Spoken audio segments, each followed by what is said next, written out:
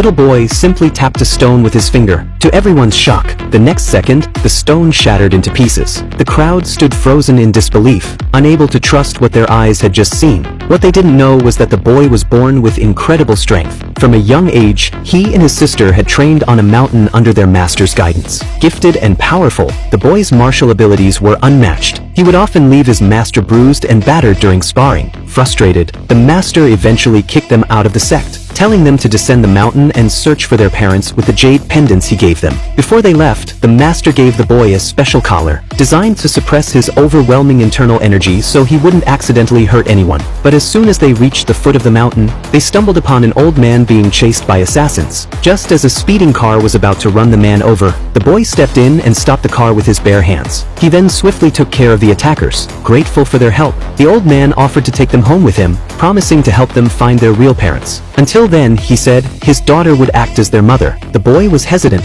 He worried his sister might eat the old man out of house and home. But the old man just burst into laughter. The kids clearly underestimated his wealth. At that moment, a fleet of luxury cars pulled up across the road. Turns out, the old man was the former patriarch of the mighty Tianyun Pavilion and had unimaginable resources at his disposal, so the siblings followed him home. But what the old man didn't expect was how shockingly huge their appetites were. Afraid his daughter might witness their monstrous eating, he quickly ordered the servants to clear all the dishes from the table. Then he reminded the siblings again. Until their birth parents were found, his daughter was to be their mother, and no matter what, they had to make her keep them. With that, he went off to the training grounds to find his daughter, but when she learned of her father's plan, she strongly opposed it. She said Tianyun Pavilion was already in deep trouble, and besides, she had her own children to care for. 7 years ago, she had given birth to twins, a boy and a girl. But just when she was celebrating their birth, people from Fire Chilin Pavilion barged in and stole them away. Even now, 7 years later, she still hadn't gotten over the loss of her children.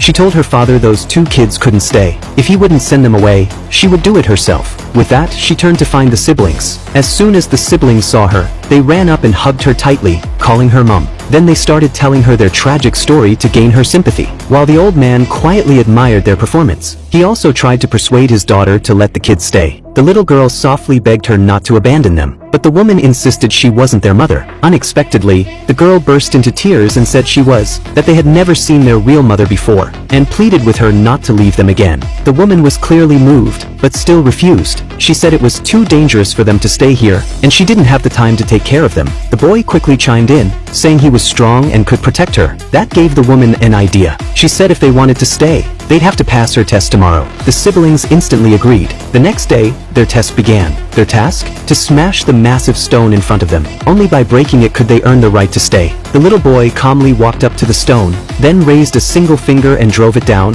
hard.